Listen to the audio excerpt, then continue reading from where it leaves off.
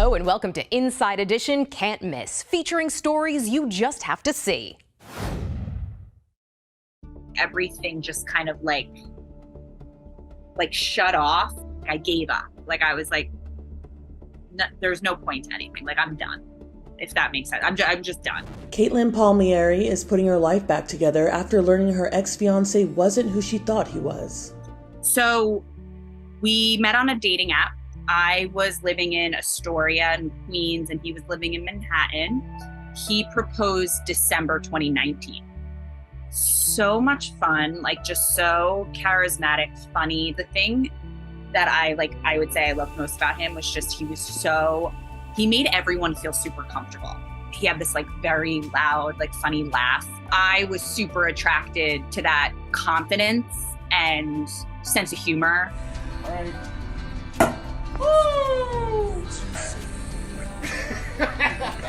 The pair set their wedding date.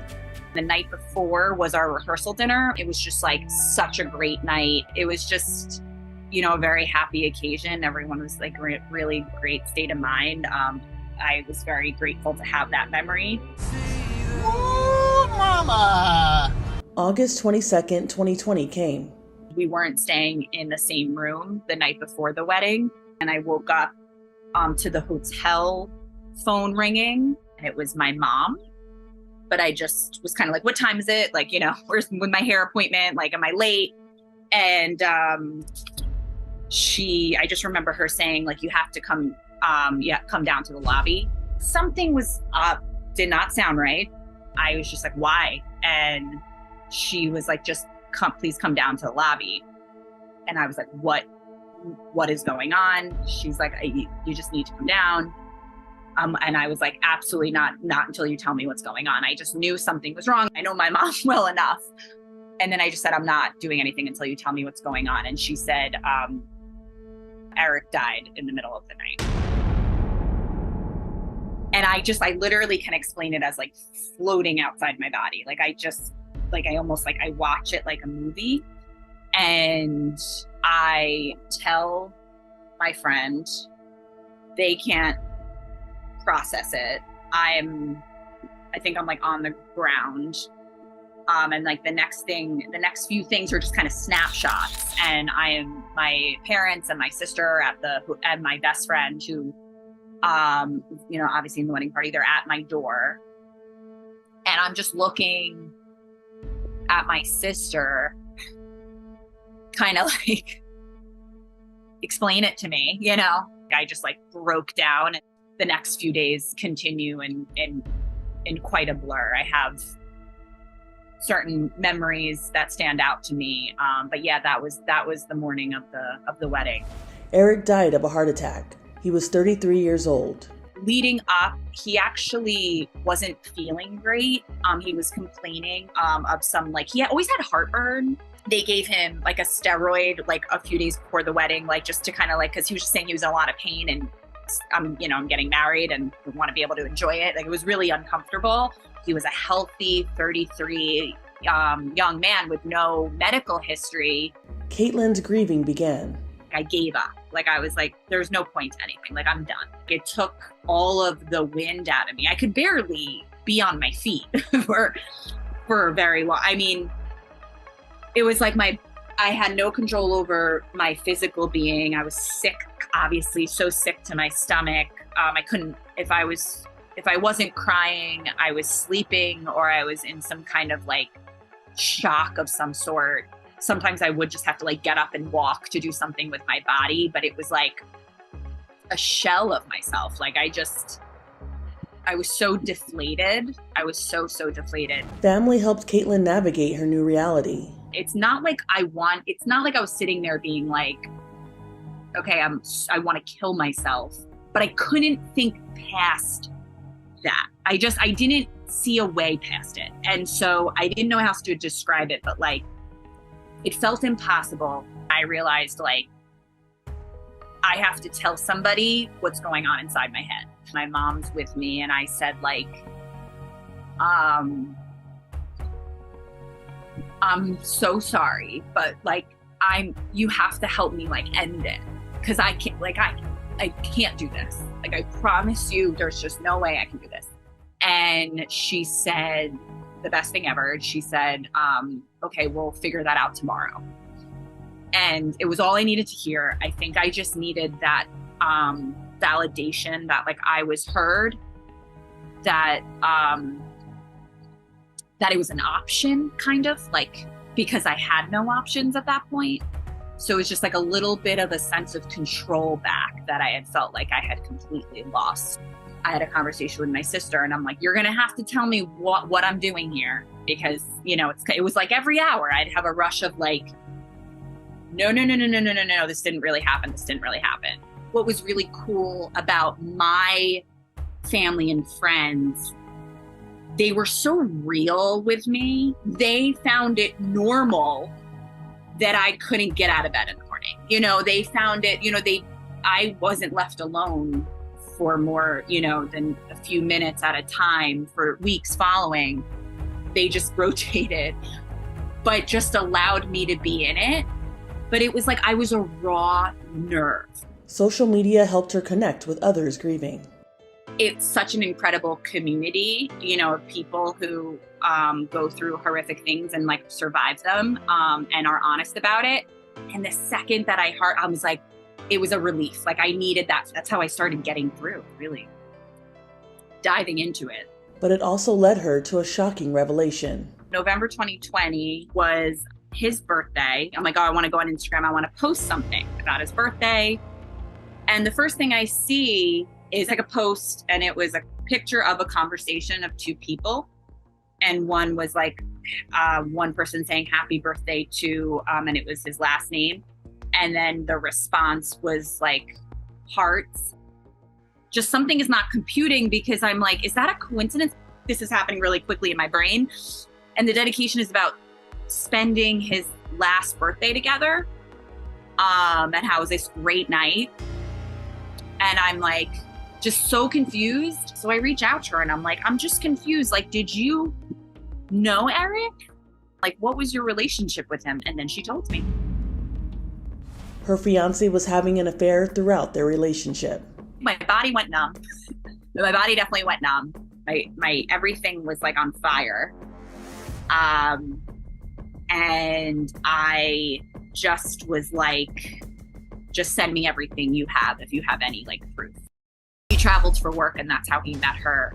He had set up an account, a dating app, where he traveled for work, met her there, and he was there every week. She sent me some messages that she had on like an Apple Watch pictures of, that he had just been like, when am I going to see you again? You know, it was just like sending her messages that were inappropriate, but like recapping events. And so it was very clear that he had physically cheated on me. That was proof. Not that I didn't believe her, I did, but I don't know, right away I just knew it was true. I met an angry side of me that I had never met before. So, you know, I'm not totally proud of all the ways that I responded. I'm sure there are much stronger people out there that would have handled this with much more grace, but I am not one of those people. I'm broken. You know, I'm broken. I'm done.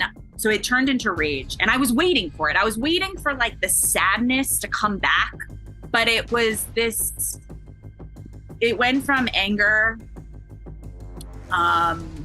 like the depression started seeping in the next couple days, and that comes with a lot of shame. And when that happened, there was like a voice inside me who was like, F that. I'm not wasting one more minute on this man in this way. I am not going to turn this on me. Since learning about this woman, Caitlin said she's learned of others. Since things have been published, there's been more women. So, yeah. There was a full-blown relationship that he had dated a girl before I was in the picture. They had broken up. I came into the picture and they started things up again. And she told me that she was under the impression they were dating. She didn't know I existed. it feels like he hated me. Like it feels like, and so I don't know. I'll never know. I loved him more than anything in this universe. And so to now think that it was for somebody I didn't know, he made that choice. After this, I officially owe him nothing. Caitlin says Eric's betrayal is worse because he knew she'd been through another loss before they'd met. Oh, Mike is my favorite subject. The best way to describe him is just like a teddy bear. I met him, his best friend was dating my best friend. So we met through friends. We were dating a year. I had thrown a birthday party. It was just a weird freak accident that we don't actually really know what happened. He was found just like face down in the middle of the pool. And we had thought like something like medical had happened to him. There was nothing. When they did scans, he had broken his C1 and C2 somehow in his neck, which is like, it's basic. So he was on life support. And then after 5 days, he passed away from the hospital. So that was, at that point, of course, like unfathomable. Like there was no way for me to process that event. Everyone loved him. And he just he was simple. He just wanted to do his job, go to work, watch the Yankees, go to, he was just a simple dude, smart, loved his friends, loved his family, was ready for that next phase. And, I'm just hoping, in the next life he gets to have it, After Caitlin learned of Eric's secret life, she stopped grieving his loss. I've gone back and looked at things I wrote, about him and just how in love I was. It's hard to even access that now. It's really hard to access those feelings for him now. I have zero feelings for him. That's just reality. I see him for what he was, and that is who he was. It's just cruel. What it's done, what I will say, weirdly, that blessing came from it felt like everything else in my life brightened. He went dark, and so it gave light to everything else. So I immediately felt so grateful for the love I have in my life.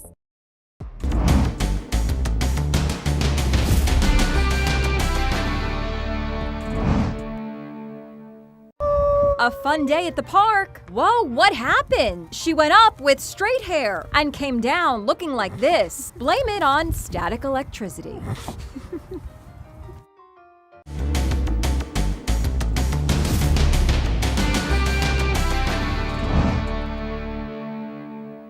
I am going to be happy.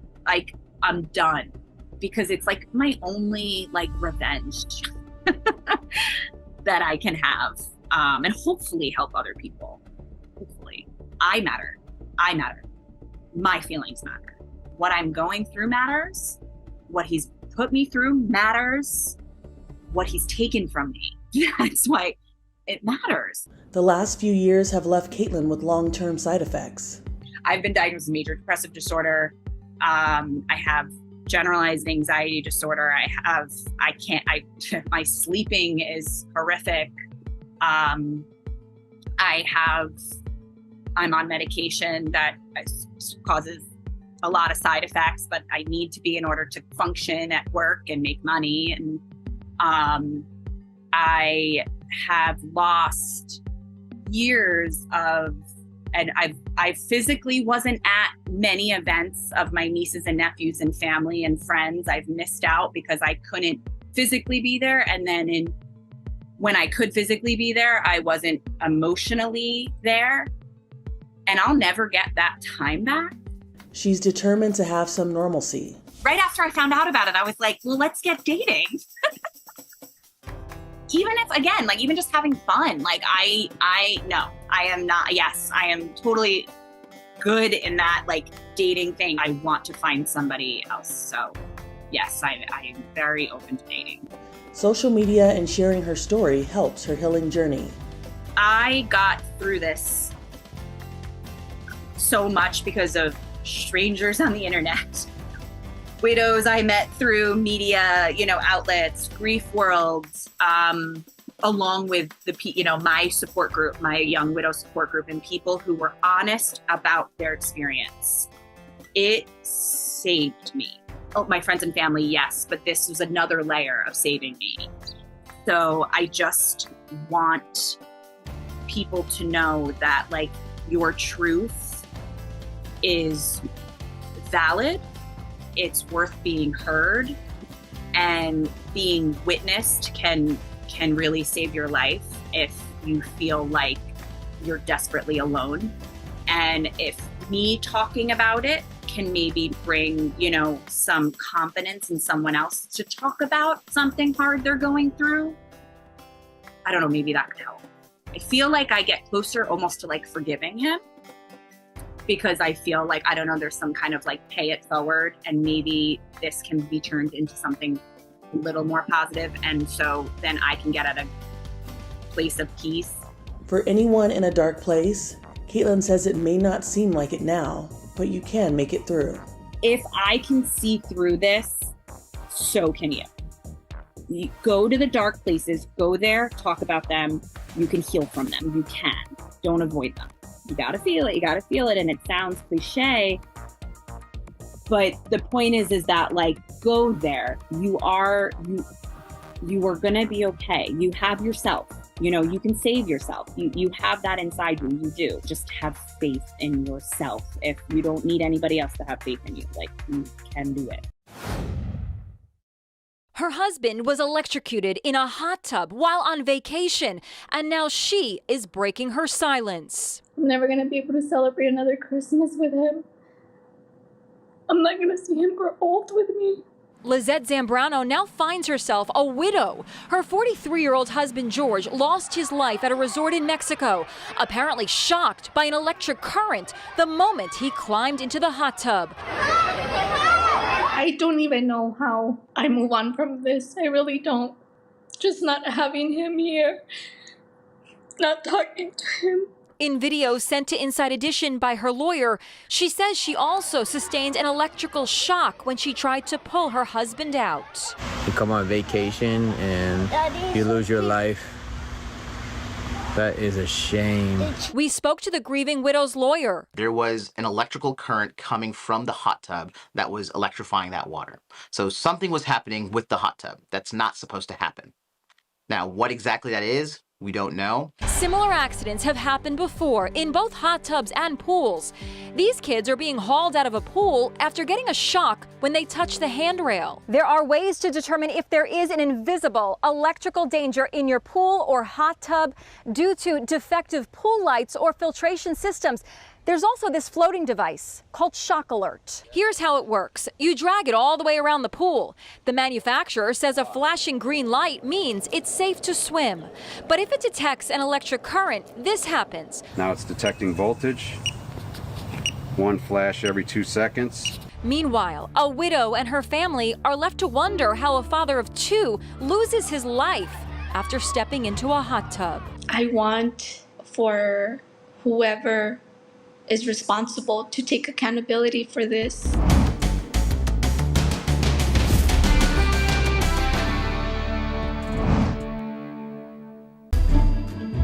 Finding what is essentially fresh fruit 250 years later is pretty spectacular. Cherries seem to play a part in President George Washington's legacy, and the newest discovery at his former home just won't let the legends go. In the cellars in Mount Vernon, Washington's Virginia plantation, archaeologists uncovered glass bottles filled with cherries and fruits. The total bottle count was 35 bottles. That's recovered from 6 different storage pits. Of that 35, 6 were broken, so 29 of the bottles contained intact fruit contents. Of that, 12 bottles had cherries, 16 bottles had berries, probably gooseberries or currants, but we haven't confirmed that. And the last bottle had mixed cherries and berries. Researchers found the bottles accidentally, as Mount Vernon is undergoing a $40 million restoration project. Archaeologists believe the bottles were placed in storage pits in a cellar, which was then paved over with a brick floor. Besides the Washington family, Mount Vernon was also home to hundreds of enslaved men, women, and children. It was likely they were the ones who picked and then preserved the fruit. Plantations like Mount Vernon are where all of these different styles of cooking and different plants and animals came together with European, native, and African antecedents. And all of that stuff is woven into a new cuisine, an American cuisine, and this is part of that. So there is a lot of information that we're excited to get from these bottles, and they can tell us a lot about what life was like here.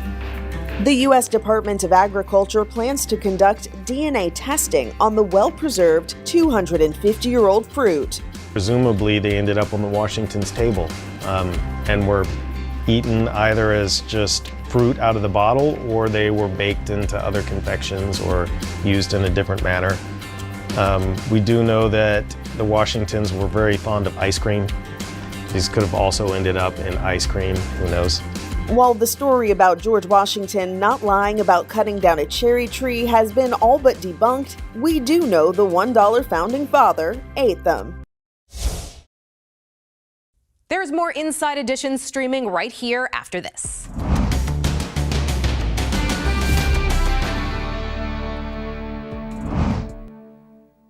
Powerful stories that change the way you think. Impactful investigations that change the way you see. How many times has your car been stolen? 5 times. Yeah. What? Do you think that you're a responsible owner of tigers? I damn sure do. Heartwarming moments that change the way you feel. I feel amazing. Now available in a place that changes the way you watch TV. Inside Edition, streaming.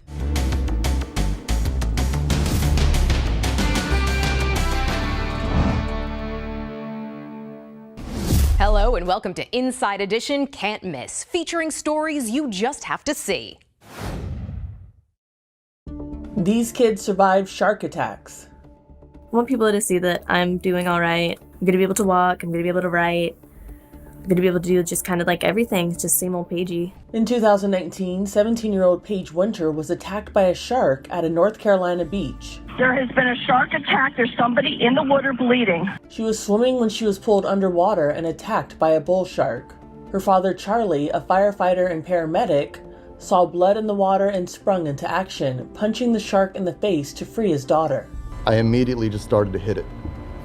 I read 5 times. It could have been 10. It could have been 3. It could have, I don't know. I wasn't keeping track, but I know I was hitting it, and I hit it with everything I could, and it let go. When I was in that water, I was like praying. I'm like, I'm 17. I got so much to do. Paige lost her left leg above the knee and 2 fingers on her left hand. Sharks are still good people. And that's just kind of the truth. They're still so good. And they're so cool. East Carolina Brace and Limb donated a custom prosthetic leg for Paige that came with the microprocessor that sensed movement. I think with this situation, I can transform it into something that's not like, oh, how tragic, 17-year-old lost a leg. No, 17-year-old lost a leg and we're popping, you know? After her injury, ABC's Robin Roberts followed Paige for an entire year for the special shark attack, the Paige Winter story. Like, it spit my hands out. I was like, ew, gross. And then like put my leg back in its mouth. Like, this is what I want. To hear them say that they have to take your kid's leg, God. What do you want to say? How does it feel to be talking to a celebrity? The special followed Paige as she returned to school for the first time with her new prosthetic leg. Am I allowed to hug you? Yes. All right, cool. Yes! Dude! Tom, I missed you. You look so cute. Thanks. I ain't got no leg. You're still as gorgeous as always. Homecoming Queen candidate Paige Winter. I was aware from the beginning, nothing's gonna be the same ever again. Like, I'm still Paigey, just a little different. In 2019, 16-year-old Jackie Joyzitis got bit by a shark while boogie boarding in Florida. At first, it was really shocking, and it was a crushing feel. The shark took a chunk out of her left heel. There you go. Afterward, she got shark-themed gifts from her friends. We have a pool float that says, "Nice to eat you," Swedish fish, Sharks. Everyone's favorite, a shark stress ball. In 2021, Les Trent spoke with 3 spring breakers who were all attacked by sharks in Florida in the same week. 7-year-old JJ Sousa was swimming at Fort Lauderdale Beach when he was bitten. It left a gaping wound in the little boy's hand. Did it hurt? It did. 20-year-old college student Bryce Albert was attacked by a 6-foot black-tipped shark in Palm Beach. That must have hurt like heck. It was such a different feeling. It's almost like my brain didn't fully process it because it's something I've never felt before. He underwent emergency surgery. This is where we're at right now. Then, 9-year-old Jay Weiskopf got bit while vacationing with his family in Miami. With a large bite in the arm, on the right arm. Rescue ASAP. The line of stitches on his shoulder showed the outline of the shark's bite. His mom, Christine, says it was like something out of a movie. First time this kid's ever been in the ocean, and we weren't in the water for more than 5 minutes. I mean, when you see just a gaping wound on your child, what goes through your mind is sheer panic. Bite, bite, bite. The shark is trying to eat me. I held his hand, he fell forward, I lifted him up, and just a big chunk missing. With a large bite in the arm, on the right arm. Rescue ASAP. He said, "Mom, the shark tried to eat me and I need a Band-Aid." He was scary, and then he was trying to hurt. We got very lucky. We got very lucky. We love him so much. All 3 were likely victims of what experts say was one of the world's largest shark migrations off Florida's coast. At this time of year, you have huge numbers of sharks right down here at the same time that we have lots of spring breakers in the water as well. So, how can some minimize the chance of getting attacked? Avoid poor visibility conditions like dawn or dusk, or if the water's muddy. In 2018, Lola Polina was in good spirits after a shark took a chunk out of her leg while near New York's Fire Island. She said she saw a fin in the water right next to her. Her mom says she saw a shadow in the water and then heard her daughter scream out. She just felt like the hit of something, or the thump, or the touch of something, but she didn't feel pain. And then it wasn't until it hit her again, and it really, I guess, went for her. 12-year-old female bitten by something in the water. Lola underwent plastic surgery to minimize the scars and even joked about her new nickname. Shark baby. Shark baby. Right? Yeah. She's got a lot of siblings. She's used to it. 4 miles away, 13-year-old Matthew Donaldson was attacked as he boogie boarded. Emergency responders removed this tooth where the shark had bitten him on the leg. In 2021, Eddie Cahill was attacked by a shark and he wasn't even swimming. The Boy Scout was airlifted to the hospital after a shark chomped down on his hand as he sat in his canoe.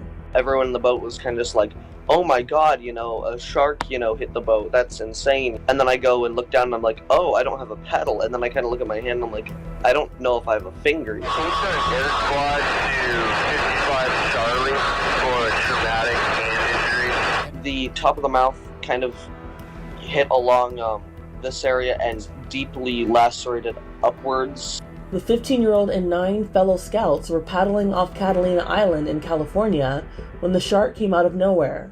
Eddie's father, Daniel, was in the canoe with them. Eddie was all the way in the front, so I couldn't see the extent of his injuries, and I couldn't go up there because of the danger of flipping the canoe to check on him or anything. So he knew what to do, and he goes, I'm applying pressure, and he's to stop the bleeding. I'm like, row, let's get out of here. The Emerald Bay Boy Scout camp in Catalina Island has been around for 100 years, and this was the first shark-related injury in all that time. I think I'm very fortunate. It could have been far, far worse.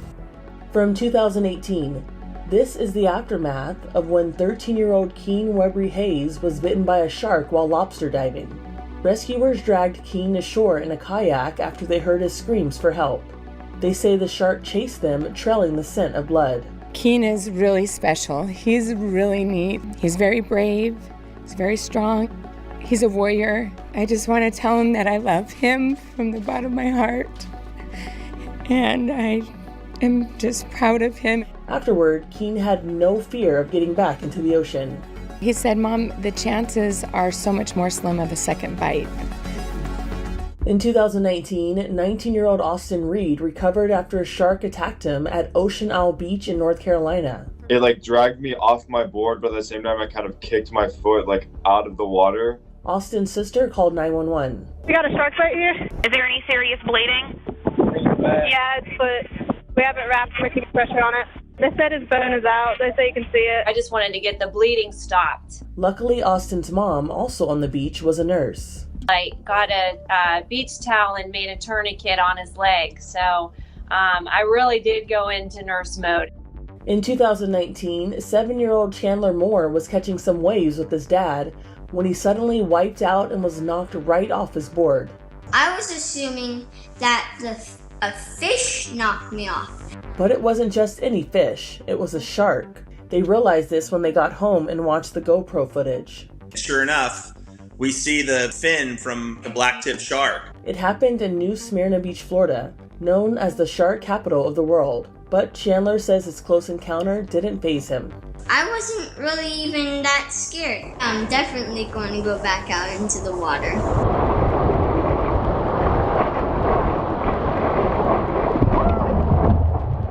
In 2021, this little girl got the scare of her life when a shark bumped her while in shallow beach water. Jim Murray has more. The girl was just a few feet from shore and her mom was recording with her cell phone when suddenly the shark appeared out of nowhere. She was running out of the water, yelling there was a shark in the water, so I dropped my phone immediately and I was just like, oh my gosh, are you kidding me? It was scary. Anella was likely bumped by a black-tipped shark, which commonly feeds on fish in shallow water. While normally timid, a black tip can become aggressive if it mistakes a human's hand or foot for food. I don't know, but I wasn't going to stick around to find out. In 2018, 19-year-old aspiring model Katarina Zarutsky was on vacation with her boyfriend and his family in the Bahamas. She posed with sharks for her Instagram page, when suddenly a 5-foot shark sank its teeth into her arm and dragged her underwater. It was a very scary experience. I was pulled underwater for about 8 seconds. Katarina was left with a giant gash and teeth marks on her arm. I've had stitches and I've done a ton of different antibiotics. It happened on Staniel Key Island, which is famous for clear blue water and usually docile nurse sharks. But there is a sign there that warns that nurse sharks can and do bite. Even so, visitors often swim with them. After the incident, Katarina said she would do it again. I wouldn't lean back like that, but I think I would go stand in the water.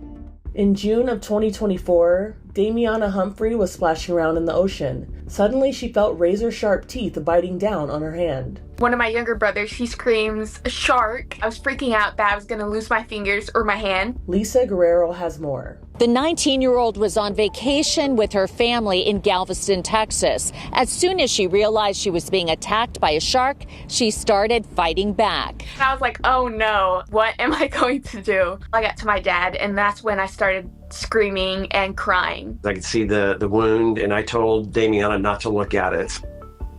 But did you look at it? Yeah.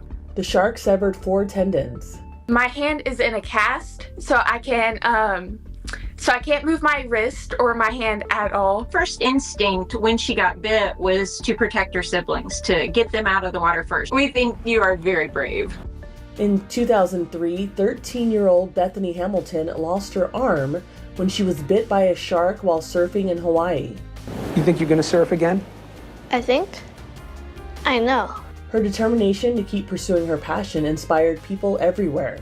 Surfing is my big dream and passion, to be the best I could with that, but also to encourage people along the way and be a light to others. So losing my arm was just kind of like a speed bump in a sense, and kind of continued on the same path that I had already had in mind. In 2019, the professional surfer story was the subject of a documentary called Bethany Hamilton, Unstoppable. I didn't need easy, I just needed possible. The film shows the journey to return to the sport she loved. Oh my gosh, I remember my first wave I stood up and rode all the way to the beach with one arm. It was just a mediocre wave, nothing special, but at the same time, the most special wave I'd ever ridden. And I had just this feeling of joy and tears of happiness, and Yeah, from there it was kind of like no turning back. Since then, she also fulfilled personal goals by getting married and becoming a mom. Bethany has 2 boys who may follow in her footsteps.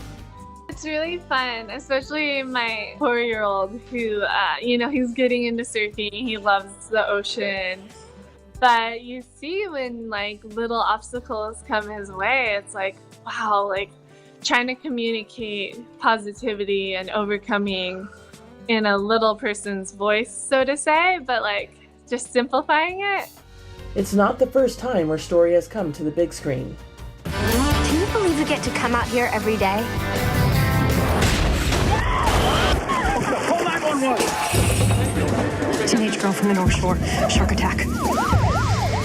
The 2011 movie Soul Surfer is based on Bethany's autobiography of the same name, starring Anna Sophia Robb and Carrie Underwood. I don't know why terrible things happen to us sometimes. What's all this stuff? A little fan mail. Sorted it out by country. There's an 8th grader from North Carolina who lost his arm. He's gonna try out for his school soccer team because of me, and he's rooting for me in my next competition. Inside Edition caught up with Bethany over the years as she transformed from teen inspiration to a pro surfing star, all while coming to terms with the impact her life has had on so many people. Coming from Kauai, it's a small little like community, and then all of a sudden I like go out of Kauai and people are just like coming up to me, talking to me. It's really cool, and it's hard, but at the same time it's really cool. She hopes to inspire a new generation of kids who are trying to navigate the waters of their own lives. I just trusted that God had something beautiful out of what seemed like such a terrible circumstance, and He certainly did, so thankful. It's shocking video. An elderly man collapses in full cardiac arrest at an ATM.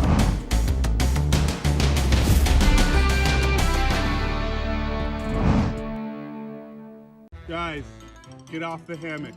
Just relaxing, this bear decided to chill on a hammock in a Vermont home's backyard, with another bear watching with delight. The bears seemed to stay put until they were scolded. Guys, get off the hammock. Hey! And then, finally, decided to listen.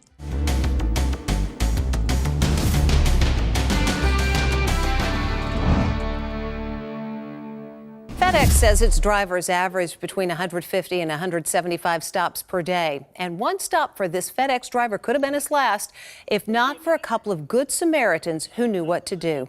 He dropped his packages and then nearly dropped dead from a heart attack. You're about to watch a routine FedEx delivery turn into a nightmare. As the driver drops off some packages, Oh, are you okay? he suddenly collapses. The stunned homeowner comes to his aid. A neighbor across the street also sees what's happening and runs over to help. They start CPR and call 911. Then first responders in Bridgeville, Pennsylvania arrive and take over. How long do you guys do a chest compression? Maybe a minute. They place the stricken FedEx driver on a gurney and rush him to the hospital. The diagnosis? Cardiac arrest. So, did he make it? He sure did.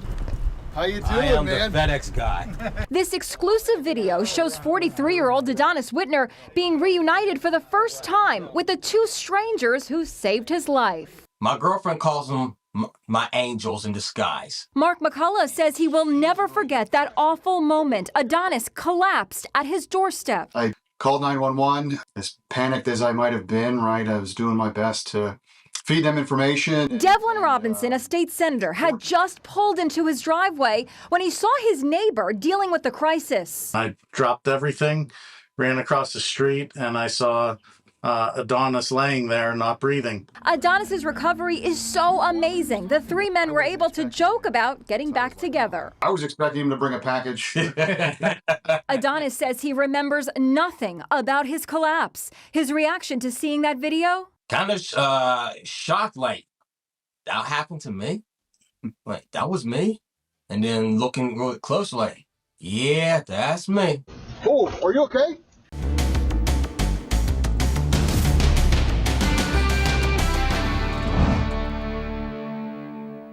You'd think it might be really cool getting free stuff delivered to your home day after day. At first, it seemed too good to be true. Then it turned into a nightmare. The first week or two, I was like, hey, this is kind of fun. It's like Christmas. Now it's just like, it got so overwhelming. Okay, this is our hat section. Some belts. Isabel Wood also received pleather jackets, a karaoke machine, chess and checker sets, but it doesn't stop there. Here she is today. Industrial strength toenail clippers. The 27-year-old, who lives outside Chicago, says she has hundreds of items that she never ordered piling up.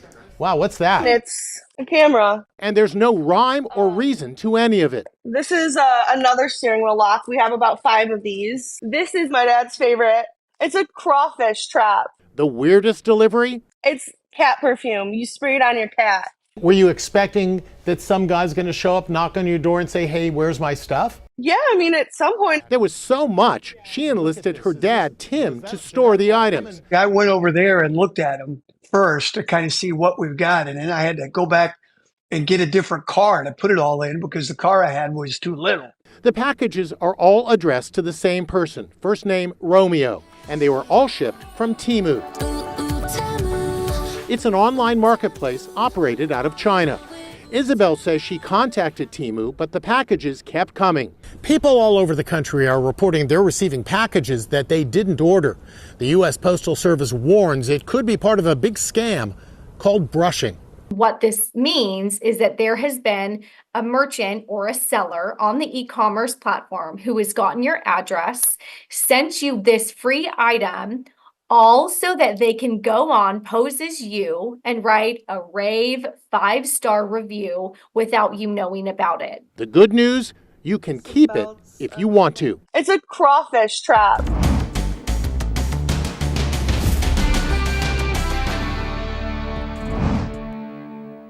It's shocking video. An elderly man collapses in full cardiac arrest at an ATM. Exactly 15 seconds later, a woman arriving with her son for work sees him stricken on the floor. She rushes into her office and screams for help. I immediately knew that through my office doors, I'd have access to some of the world's best nurses, and I ran inside and screamed for help. Her colleague, Whitney Sinowitz, jumps into action. When I heard Kaylee screaming for help, we ran it outside, checked for a pulse, which I didn't feel, and immediately started CPR. Incredibly, the 83-year-old man is suffering the medical emergency next to an office filled with nurse practitioners who work for Northwell Health on Long Island. We're kind of used to it in a hospital setting, but this was a little shocking, being in an office where we don't see patients. Nurse Samantha Meglovich takes over the chest compressions. I got down, on the floor with Whitney to help trade off CPR because it is tiring. Nurse Christina Farrell. I ran into the office and grabbed the defibrillator, which was luckily in one of the rooms closest to the door. She delivers an electric shock to his heart in hopes of restoring the heartbeat. Within minutes, the patient has an entire team of nurses and hospital administrators working to save his life. I have an ER background. I just switched off with the girls when they needed. They revive him as paramedics arrive. These heroes believe it's a miracle that they were there at the right place and right time. He didn't have a pulse, so if no one found him, he would have died. Thank you. And here's Daniel Greco today, hugging the team of angels who saved his life. He spoke along with his wife Bonnie of 55 years at Plainview Hospital, where he's recovering from triple bypass heart surgery. It's a miracle. I see it, and I still don't believe it. I don't know how you could thank people that saved your life. It was so wonderful to see him, to hug him and meet him for the first time. Powerful stories that change the way you think. Impactful investigations that change the way you see. How many times has your car been stolen? 5 times. Yeah. What? Do you think that you're a responsible owner of tigers? I damn sure do. Yeah, love me. Heartwarming moments that change the way you feel. I feel amazing. Now available in a place that changes the way you watch TV. Inside Edition, streaming.